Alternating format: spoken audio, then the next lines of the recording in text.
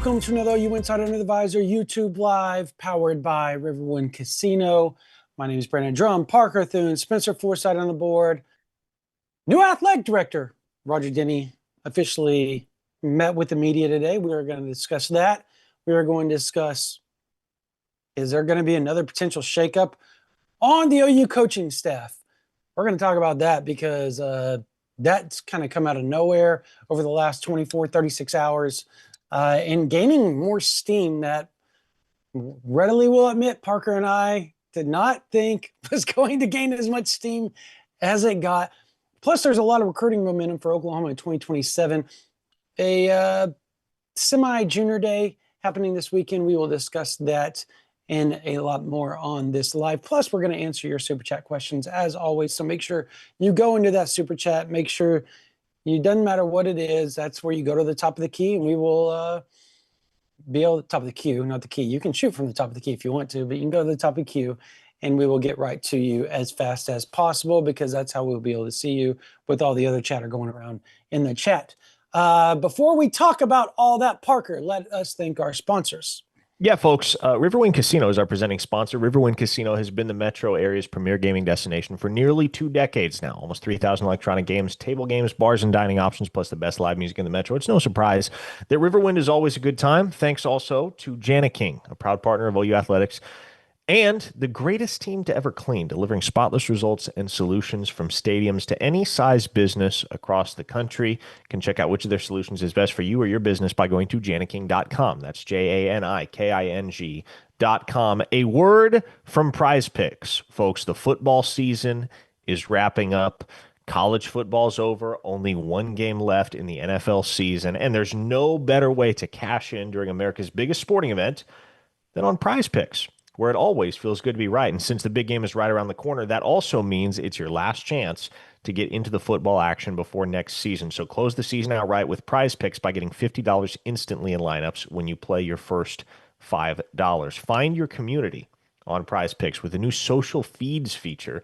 You can share Prize Picks with your friends and copy lineups from winners with a single click. Copy lineups you like or just use them as inspiration for your own picks. You can even follow Prize Picks partners like us and tail or fade our picks with just one click. Prize Picks also now offers early payouts. So if your player gets off to a hot start, you now have the option to cash out those winnings before the game even finishes. So download the Prize Picks app today and use code OU Insider to get $50 in lineups after you play your first $5 lineup. That's code OU Insider to get $50 in lineups after you play your first $5 lineup. Prize Picks, it's good to be right. And finally, folks, a word from Mando Whole Body Deodorant. And if you're not familiar with Mando Whole Body Deodorant, well, here's what you need to know. It's safe to use anywhere on your body, clinically proven to block odor all day and control it for up to 72 hours. Formulated and powered by mandelic acid to stop odor before it starts. Aluminum-free and ideal for hard-to-reach places, whether you prefer the solid deodorant stick, the spray deodorant, the cream tube deodorant. There is a Mando product for you, folks. And so if you want to try America's #1 whole body deodorant formula right now, you can find them in Walmart, Target, other retailers across the country, or for the best deals, you can go to shopmando.com. Some men mask their BO with sense. Mando men get the job done right. Don't mask it, Mando it. Available in retailers near you, or head to shopmando.com because for a limited time, new customers are going to get 20% off site-wide with our exclusive code. Use code INSIDER at shopmando.com for 20% off and free shipping. shopmando.com. Please support our show and tell them we sent you. All right, Brandon. Roger Denny. Yeah, he is look, the new athletic director. You and Jesse were there. I will admit to everybody I did not go. My wife had a doctor's appointment that I had to be at today, so I was there, and from what I saw and everything that I witnessed from afar, he seems like a maverick of a hire. I'm not gonna lie. Like he's got some power to him. He's got some oomph behind his words. Very, very. He's an assertive human being. I guess we can go there with that. And you can tell that he's not afraid of the challenge. And I think, if anything, you walk away from that as an Oklahoma fan, even a media member, and you go, okay, you see, you see what Haraz liked in him. You see what they they were looking for. They said they had a pretty, prestigious list of candidates, and they solidified on him. And I got to give them props from just the little that we know about him so far. He seems very impressive. I don't know. What's your take? Yeah, I mean, let's be honest, it's not the time or the place to be throwing around words like disruptor, innovator, visionary. Could he prove to be any and Yeah. all of those things in the long run? Sure, but I'm not here to sell you on Roger Denny being the next great athletic director at the University of Oklahoma.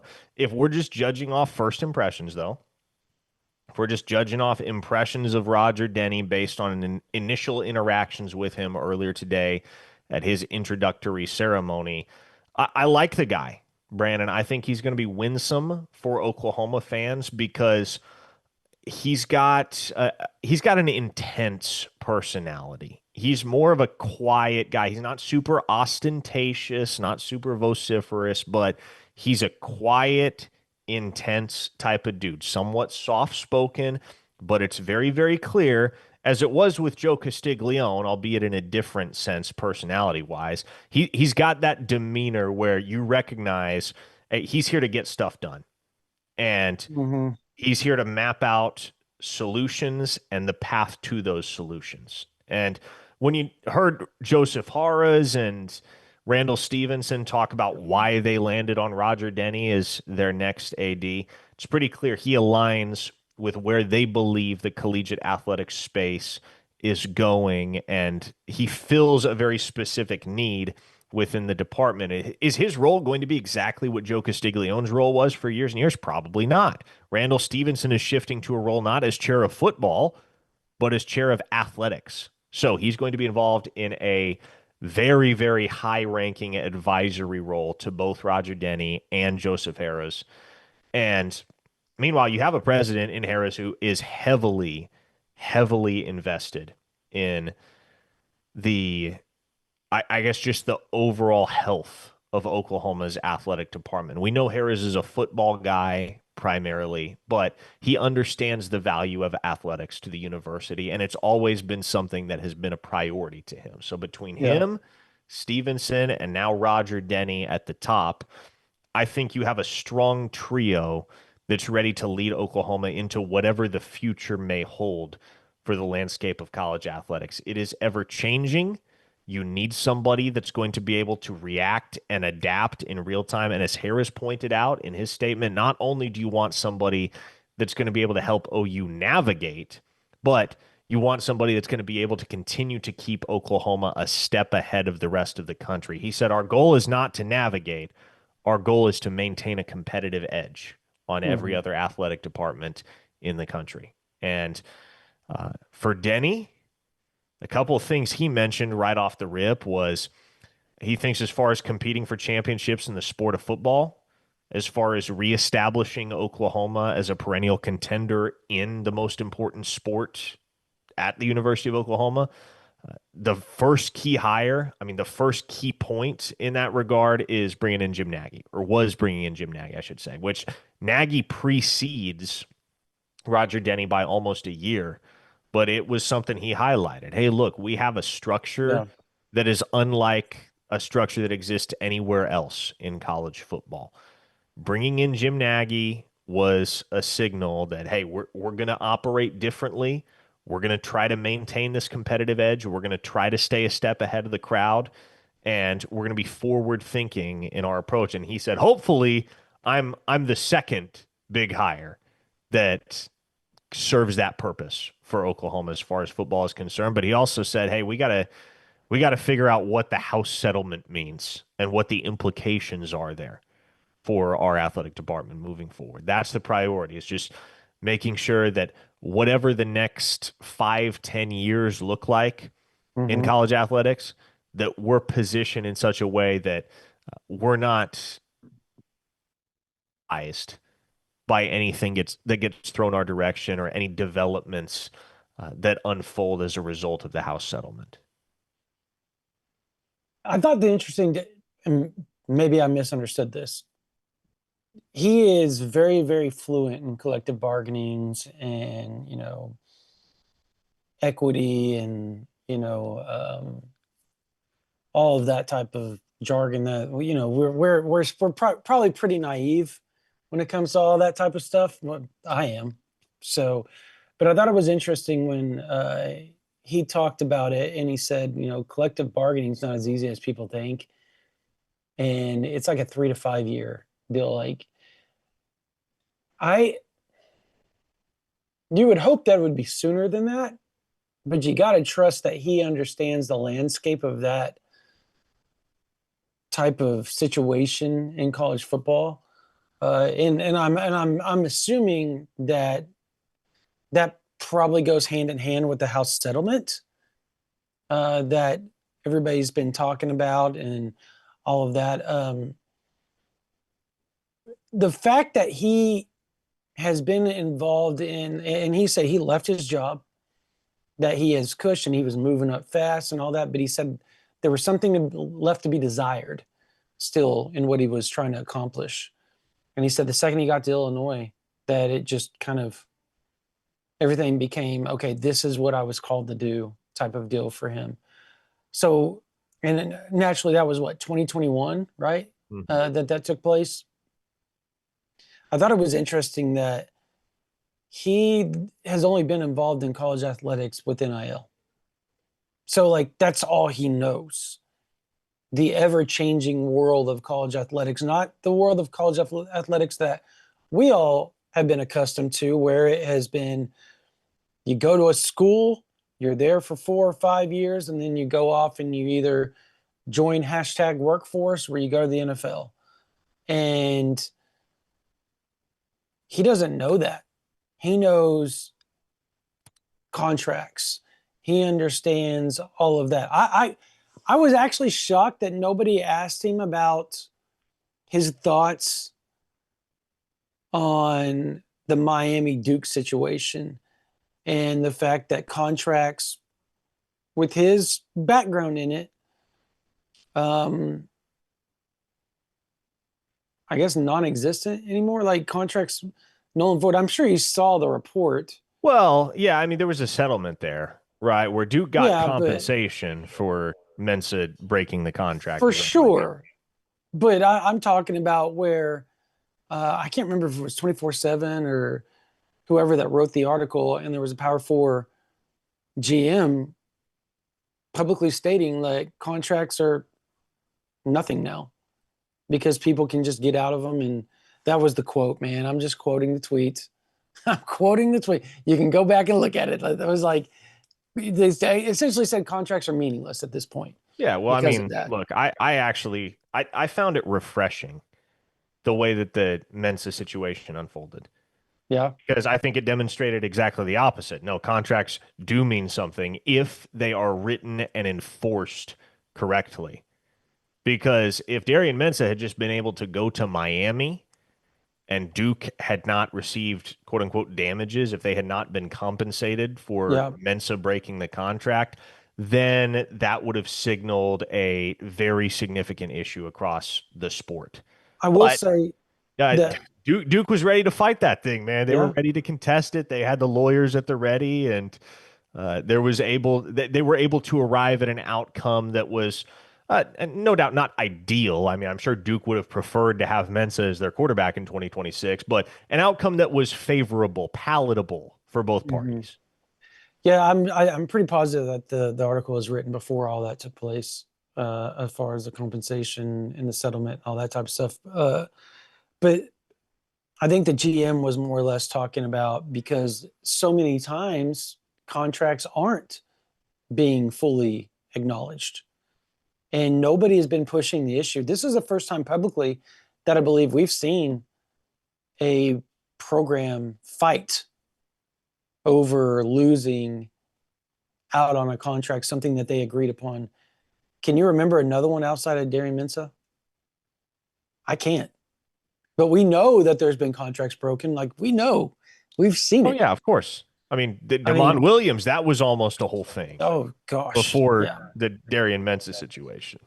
yeah. I mean, it just I I would have just loved his thoughts on that. Just um, how do you go about combating that and keeping that from happening over and over and over?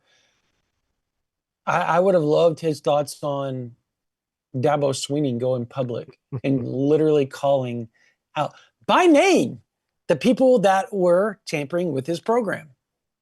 Yeah. I because I think him being in that world, understanding the legal aspect of it, almost from a compliant aspect, right? Because I think that's where he's probably going to be pretty strong at. Um, and I know you fans, they hear that, and it's like nails on a chalkboard, the word compliance. So, but I'd have just loved his take on that. Like those are the questions that I were in my head that if I would have been there, I would have asked a little bit about just his understanding of that. Because that's his world. You know what I mean? Like that is his world Mhm. and what he understands. So, but overall, like you said, his job is to stay ahead of the game. And I think Oklahoma, you know, there's been times they've been pretty far ahead of the game. I think the general manager aspect for Oklahoma and Jim Nagy, I think the way they're going about it, I think they are a visionary in college football from that aspect. Because I know you've talked to people, I've talked to people from other programs that they see that's where college is headed. And Oklahoma got the jump on it. Mhm. And so that is that's kind of his job now, right? Is to continue to stay 2 or 3 steps ahead of where college football is headed, where college athletics in general is headed. And you know, obviously continue to help Oklahoma in the NIL, the marketing aspect, everything that a athletic director has to be involved with. And I think as great as Joe C has been over the years, I think Joe C realized, and I think we've heard him talk about it, that that's not his forte is the NIL, like, because he didn't grow up in it. So he's had to learn on the fly where this guy comes in and he knows it. This is Mhm. what he knows. This is what he does. So I think overall, that's just a great hire. Um, Jay Vly, by the way, do we have any super chats? We do not have any super chats yet. Folks, if you're interacting with us, I should say, via the YouTube chat. If you're interacting with us via the YouTube chat and you want to make sure that your question gets answered throughout the stream, send it to us in super chat form. You can attach a donation of any amount. Doesn't much matter to us. It can be 99 cents if you just want to send us 99 cents. But that is how your question slash comment slash opinion gets bumped to the top of the queue. But yes, Jay Valai. Yeah, I look. It's well documented publicly. We talked about on OU Insider, and look, we got names, all that type of stuff that maybe you want to watch for. If if it gets to that point, and right now I'm not. So I will It say is it is worth noting that we kind of do this every year with Jay Valai, don't we? that that's what I was about to There's a talk about. Yeah, rumor circa January, February. There's always a rumor about Jay Valai potentially going somewhere else. It hasn't happened yet. That doesn't mean it won't happen this time around, but sure. it's appointment television in a sense. Something you've come to expect. The rumors about Jay Valai and another program. It's almost like the Red River rivalries, the second Saturday in October every year, the third weekend in January when the Board of Regents start to kick off their February, late January, early February, early Board of Regents meetings where they start to, you know, contracts and everything come up to debate. Yeah. JVLI seems to be a top of a conversation on the national stage annually. And that's not, look, that's smart. It's genius. He just had a child. If I'm him, I start to push for a raise as well to help fund a baby. Got a 2-year-old. I would love to be funded a little bit more to help doing that. So they're pretty expensive these days. Very expensive, actually. Children in general. You'll learn one of these days, Parker. They're super, super expensive. Um, I just this time I will say this. Normally, there's just buzz and hearsay and all that type of stuff. There are reporters on the Notre Dame side that seem to feel like this thing is trending towards him leaving. I'm not there. And there are people that we have talked to, and, you know, maybe they're wrong, that feel like this is, you hate to use the word posturing, but it's posturing. Like, that's what it is. That is the singular word for it, posturing. And if he does leave, and again, that's an if right now, the names that we have kind of feel like, this is just our opinion, feel might be involved there. Not bad. Not bad at all. I actually think two of them would be a home run. Agree, Parker? If you go to OU Insider, you'll know. Like, but like they would be home runs. Well, and let's be honest here. Brent Venables has attained Tracks. a certain level of status where he can make a marquee hire for a position like cornerbacks coach. Correct. He I mean, consider this. Oklahoma just made the marquee hire for the tight end coaching position. And that's the opposite side of the ball from which Brent Venables coaches. Yeah. I mean, could you? I don't want to give everything away, but I, if they were to hire one of those two, that the names that one of the three. I mean, there's three that we've thrown out there. The third, I think, is a really good hire. I just don't know that fans will view it as a home run hire just because of experience. The other two, um, they swing a big stick when it comes to names as far as defensive back coaching goes. So, um, that said, if they could pull off one of those two, and again, this is an if at this point, because Jay Valai is still the cornerbacks coach at the University and the co-DC at University of Oklahoma. And I don't know that as an OU fan you want to lose him, because what he does at a cheetah nickel position, he's known nationally for how well he coaches those positions as far as coverage and all that. Like he's like the guy. And that's why he was hired, because he was the guy for that cheetah spot. So to go along with his cornerback acumen, but specifically that cheetah spot. So it's going to be interesting. Something we're watching, covering very, very thoroughly on OU Insider. So just a heads up. I know we have a super chat I just saw, and it's something we brought up earlier. Want to know, and it's Matthew Maggard. Appreciate J4H. Appreciate the super chat, man. What are your thoughts? What are you guys' thoughts on the whole Clemson tampering situation? Parker, I'll let you go first, because I have an interesting take on this. You have an interesting take. I don't think it's like, when I say interesting take, I don't think it's like groundbreaking or anything. I mean, I don't want to blindly assume that everything Dabo Swinney said up there into a microphone is true. But if it is, I hope Pete Golding gets slapped on the wrist. I hope Ole Miss gets slapped on the wrist for it. Because, like, if you're going to tamper with a kid, at least play by the rules. Yeah. At least exploit the very obvious loopholes that are there. Go through the agent. It's blatantly illegal. Blatantly illegal to be contacting a kid directly when he is signed with and enrolled at another institution. If that's actually what was happening, Pete Golding and Ole Miss deserve retribution from the NCAA, because that's just dumb. You don't need to do that. If you want the kid, go through his agent. Tamper him into the point. It happens all the time. It happens all the time. There's really no escaping it. But if you're going to be that stupid, I hope you get caught.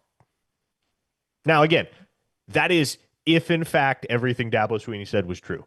There's a different account of it.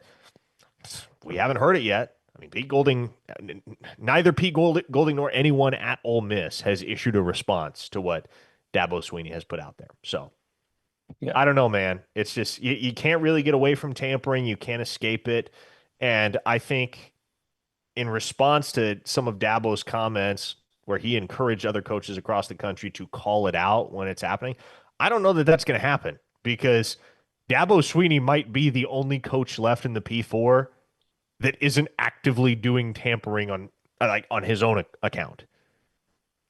All of these coaches tamper with each other's players. Yeah. One big cycle. Everybody's stealing everybody's players. Dabo Sweeney might be, and Clemson might be the lone exception where will be susceptible to players getting stolen from them, but they're not going to return fire. Everybody else will return fire and does.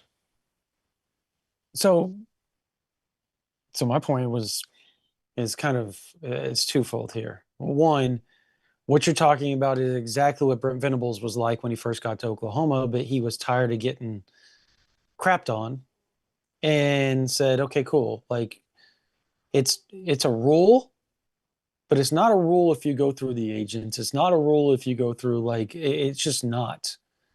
And I don't even think Dabo wants to dabble in that world. And I think that's going to be his downfall. I'm just going to call it like it is. That's probably going to be his downfall in college football is. And I have to say I respect him because he's not shifting from his moral compass of what he views his moral compass is. And a moral compass is personal, right? I think it's how you view your world. And that's how he views his world. And his world is that Clemson football program. And if he goes down with the ship, I think he's going to be okay with that because he won 2 national titles and played for a couple others. I think he knows he can win. And honestly, I think Clemson could be a big dog too if they played the game the way everybody else has. And some people might point back to the Spring Hill Baptist Church stuff back in the days and all that stuff. And those were always rumors. Maybe Dabo didn't know about those. I don't know. But he had timestamps, Parker. Like I find it hard not to believe everything that he said. He had I know. literal Listen, Dabo, timestamps. we know how strong of a moral compass Dabo has. I am Yeah, 98% certain that everything he said was true. yeah. And Like that's probably why we haven't gotten a response from Pete Golding and Ole Miss because how are you going to dispute the truth? that, and that. So, and my point on that is, if the NCAA is actually going to, if they're actually going to grow a pair and do something, which we know they're not, um, you know what the punishment should be? How much did you offer that person in tampering illegally, not going through the agent, but illegally talking to them? You said 2 million. Cool. We're going to take 2 million away from your profit sharing. That's what they should do. And that's my interesting take on it. Is you want to stop it from coach to player tampering and not coach agent player tampering? Like that's completely different. As whereas it is because you have the middleman of the agent. You just discipline them and take away however much money is said to be in those text messages or in those offers and the tampering. That's how much you take away from the next cycle's profit sharing. People will stop doing it. I promise you that, because it's already a tight. People are they're the complaints right now, Parker, is that it's not enough because the players are asking so much. So they're saying, well, our profit sharing isn't enough. NCAA, you're not giving us enough as far as our profit sharing. I think it's what, 22, $23 million this year, something 22 and a half, 24, 24 and a half, something to that extent this year. It went up quite a bit, but it's still not enough. And you'll see programs like Georgia, Oklahoma, Ohio State, USC, Texas, Indiana. You got to say them now. Those programs, the LSU, Texas A&M, all those programs that win and win a lot, they're not confiding in that 24 and a half, but whatever it is, 22 and a half, 24 and a half million dollars of profit share, whatever it is. They're not doing that. They're exceeding or getting close to $30 million because they're going through the collectives and they're going through third party NIL and all sorts of stuff, donor supplanted NIL, all that type of stuff is being taken in effect as well. So Oklahoma was close to $30 million last year. It was something between, I think it was between 25 and $30 million last year was their roster. I was told they may be going over 30 at this point this season. So that ought to tell you guys how expensive it's getting just to roster a football program right now.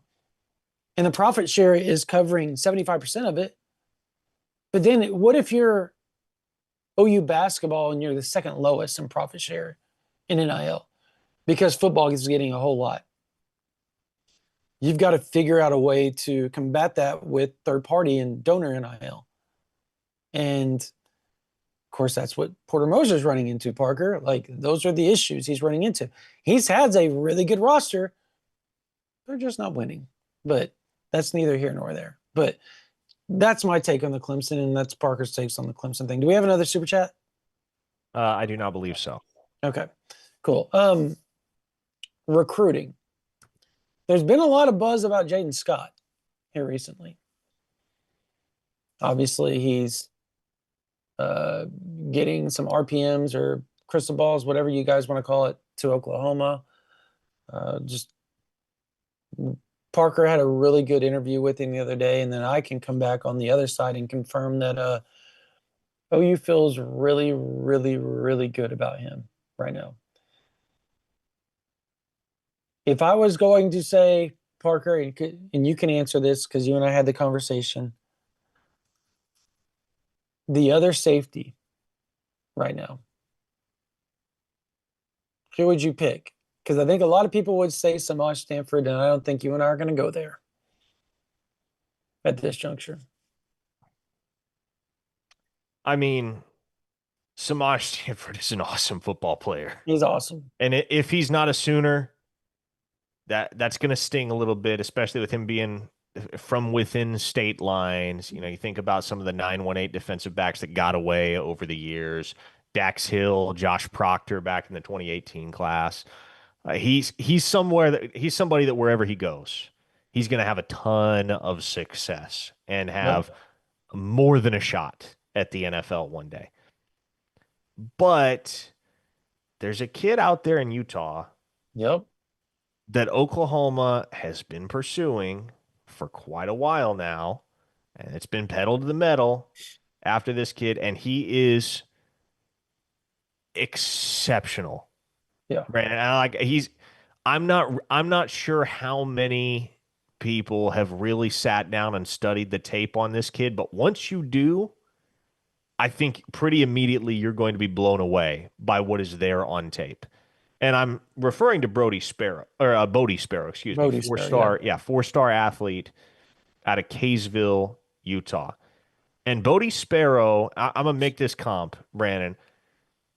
He reminds me a lot of a slightly bigger bodied version of another kid that came out of the state of Utah a year ago in Celesi Moa, Hmm. who wound up signing with Utah initially, then entered the transfer portal pretty immediately once Kyle Whittingham took off from Michigan, and he will be a Wolverine. Oklahoma will see him Yes. this fall when they go up to the big house. But Celesi Moa was a prospect I absolutely loved and was drinking the 5-star Kool-Aid with that kid as early as maybe February or March last year.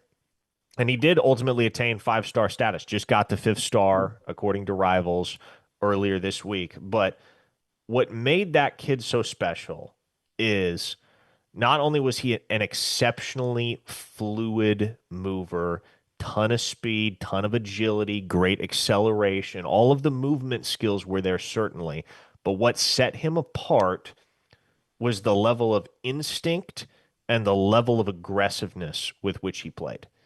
And Yeah. he is a guy, I'm not really sure what the vision for him is at Michigan. I think he's going to play receiver up there, but he could be a future NFL player at defensive back or at wide receiver. He is equally good on both sides of the ball, is Celesi Moa. And when you watch Bodie Sparrow on tape, it is the exact same thing, Brandon.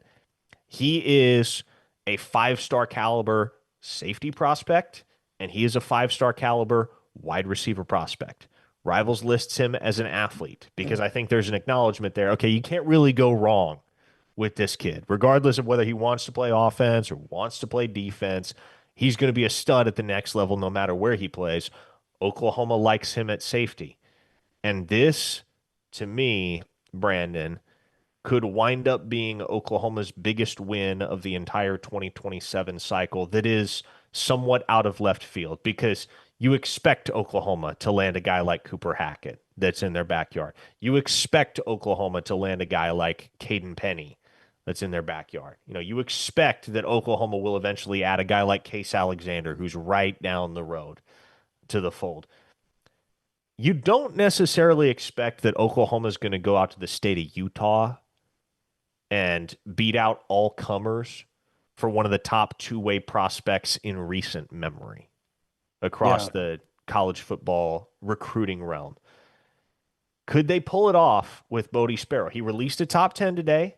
Oklahoma is one of 10 right now, and that's it. So don't want to oversell the Sooners' chances at this point. It's still January, but I think both you and I feel pretty good about Oklahoma's odds to secure an OV with Bodie Mhm. Sparrow, and the relationship that's there with Crew Jones as well is going to play in OU's favor long term as well.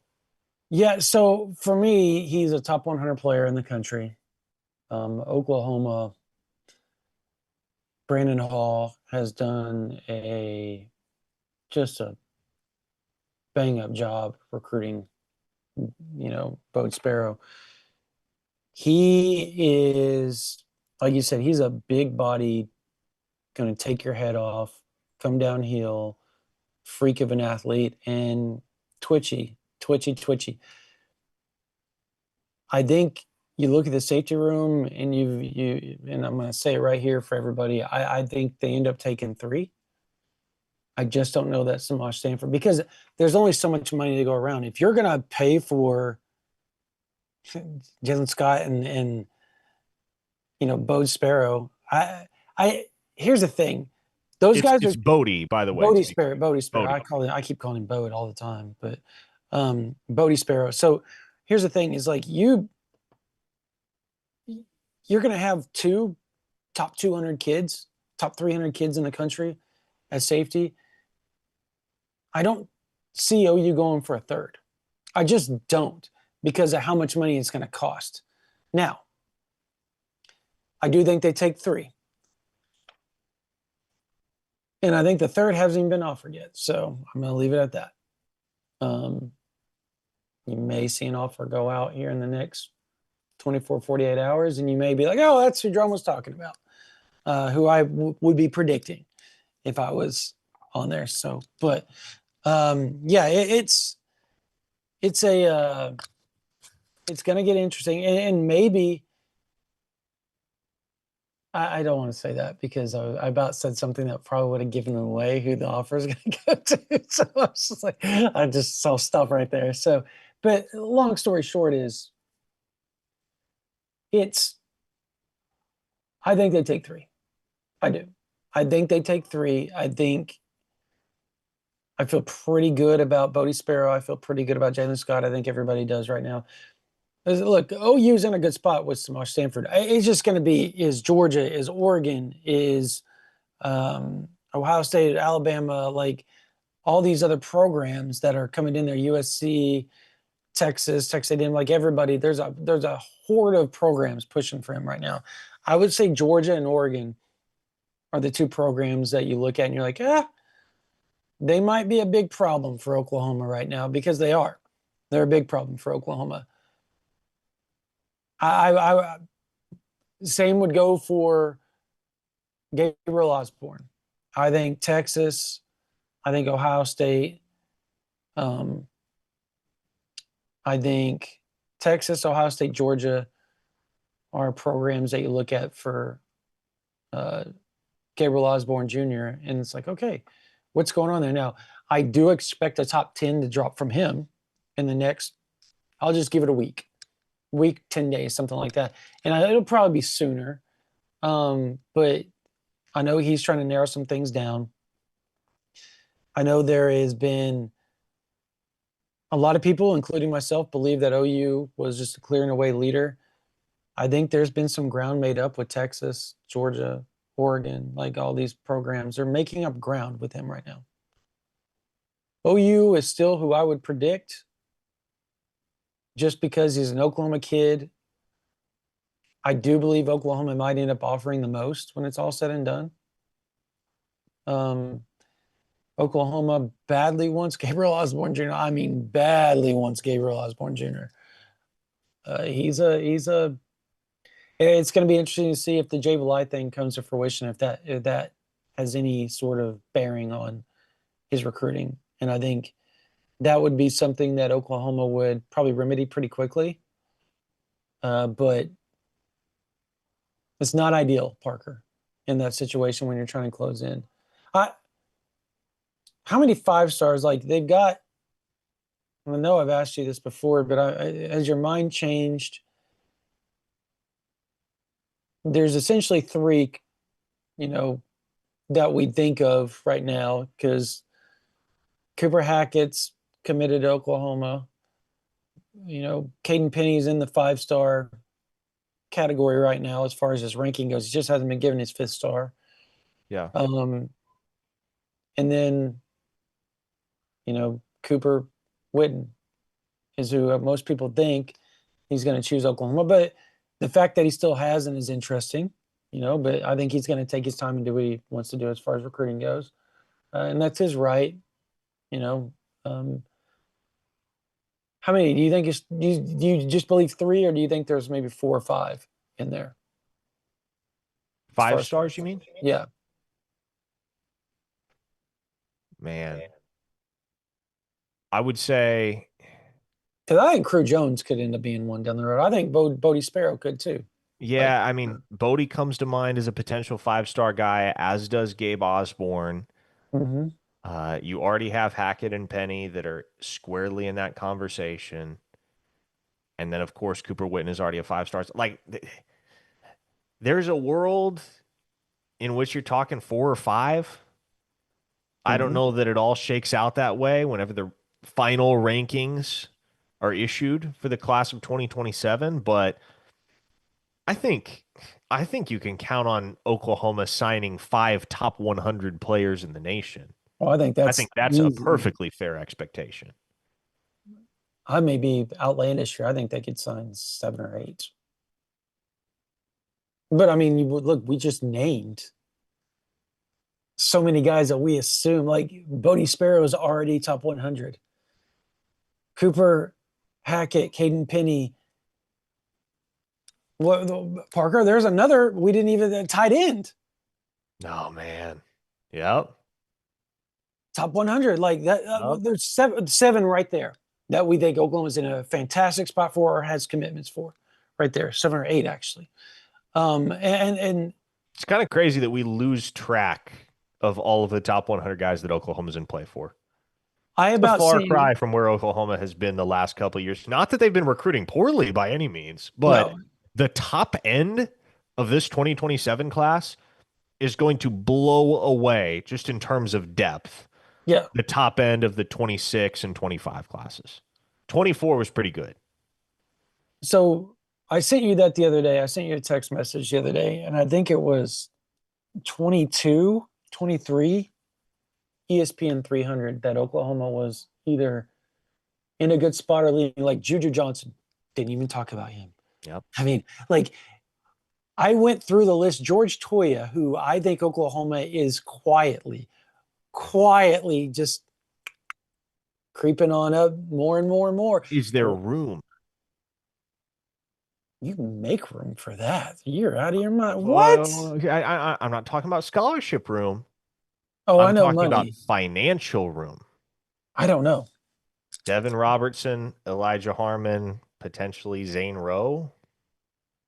Another Those are top 3 100 defensive guy. tackles that aren't cheap. That's just like it's like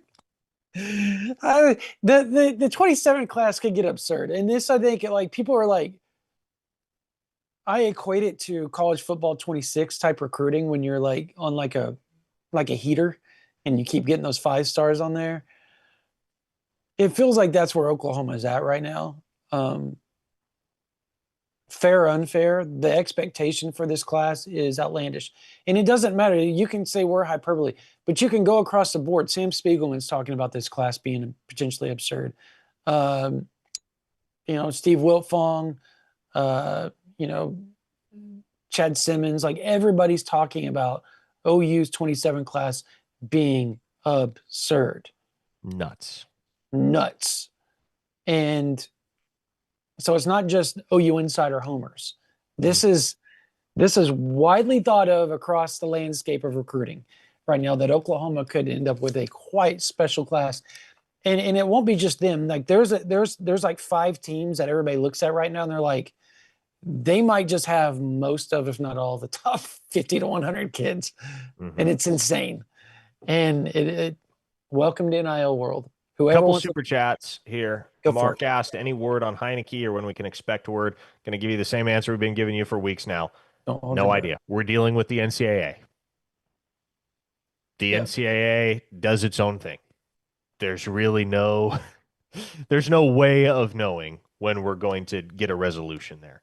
Daryl Revels tosses $5 and asked, once Porter is relieved of his duties, who should OU target? Yeah, it wasn't really hard to read the tea leaves there this morning at Roger Denny's introductory ceremony because he shouted out a number of the coaches that he was eager to work with and like ready to help push their programs toward championship contention. He mentioned Brent Venables by name. He mentioned Jenny Baranchek by name, mentioned Mark Williams and KJ Kindler and Patty Gasso and Skip Johnson. No mention of Porter Moser. Do they have a knowledge of each other just from his time? Denny said he met Porter Moser for the first time this morning. Okay. And he gave a very politically correct answer when asked about the situation with the men's basketball program. But I thought it was also pretty telling that Porter Moser was one of the very first people to leave that room and leave that building when the ceremony ended. If he wasn't the absolute first person on the elevator out of there, he was one of the first. That's really interesting. I feel bad for him because I was talking to some people within the athletic department just the other day, and they're like, everybody loves Porter, like as a person. That's the weird part about it. Like, It's nothing weird about it at all. Like, how can you not love Porter? You wish good yeah, things for good people, which makes this hard, right? yeah. You don't want to see, well, okay. Yeah, I shouldn't phrase it that way. You wish this thing would have worked for Porter and OU. You really wish that it would have worked. But at a certain point, you have to look at it from the results standpoint. And this is a Mhm. results-based business. Athletics is a results-based business, and the results have not been good enough. And we continue to watch the OU basketball program lose games in an incredibly, remarkably formulaic fashion. That loss to Arkansas last night followed the script to a T. We've watched that exact same game probably 24 times in the last 5 seasons. I want, and this is like all joking aside, like we have like this OU insider chat, and like all of us are going, okay, when is this lead getting blown? Like we're predicting how long does this lead last and how do they lose? And It without happens. fail, within the last 2 minutes of the game, they can't seem to make the plays that they need to make to win the ball game. And so, and I said this the other day, and I thought it was interesting. A couple of the responses, or Jesse's response was really interesting, but my response was, is it Porter is so wound tight that in tight ball games, does that rub off on these players to where they start playing a little bit more tense than normally they would? Because look, Brown doesn't miss free throws ever until it gets into clutch time. And then he misses. Now that could be clutch gene just may not be there. Or it could be, dude, my coach is wound tight. We just walked out of that huddle and I'm more nervous than I was walking into it. Does that make sense? Like it just he's he's so well tight. And he's such a you can see like when he paces the sideline, like something bad happens, the players look over there, and every now and then they look shocked when he's like, okay, it's okay, it's okay. Because normally he's over there blowing up or yelling at somebody. So it's like I don't know, man. I don't know how to read him sometimes. And I'm sure the players feel the same way. And they see him every day. We just see him on television. So I feel bad. So, but to answer the question, like, who does OU go after? I think it's pretty obvious who you go after. Your top two choices without fail should be Kellen Sampson or Hollis Price. Those should be your top two. Now, can you convince them? Because the NIL discrepancy between what Houston gets and OU gets, even before advertisers, even before corporate, is huge. Like 3+ million huge. So there's that. That's something that you would have to convince. And the sad part is prior to Porter Moser taking the job, Parker, those two would have taken this job in a heartbeat because they wanted it so very badly. And I think they want it now. It's just, I think there's some finagling, some fine tuning of that program that need to be taken, that needs to be done on the NIL side for anybody to want to take on that job, because you can win. We've seen it. Like you can win big at OU as far as basketball goes. But the buy-in has to be there, and I just don't think the buy-in's there right now. And that's the sad part. But let me ask you, do you think if they did hire Kellen Sampson or Hollis Price, the buy-in would be significantly more just because their blood, past history, the ambiance of it all?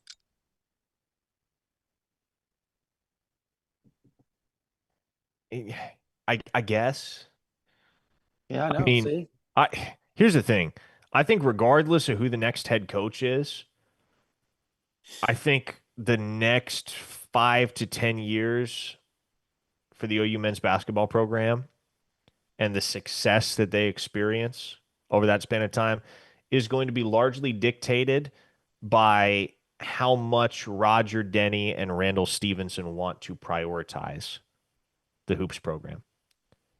If those guys want to make it an emphasis, if those guys decide, hey, we want to compete at the highest level in the Southeastern Conference and across the nation in the sport of men's basketball, and we're going to take meaningful steps in that direction, then I think I'm not necessarily saying that looks like spending $20 million for a roster, but if it looks like spending 12, 13, getting things moving finally on that University North Park district to get the Sooners a new arena.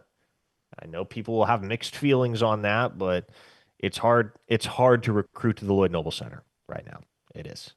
The Yeah. Lloyd Noble Center is not an asset when it comes to recruiting for the OU basketball program. So if those guys at the top choose to invest in OU basketball as opposed to just kind of letting it exist over there, then I think OU can become very competitive very quickly.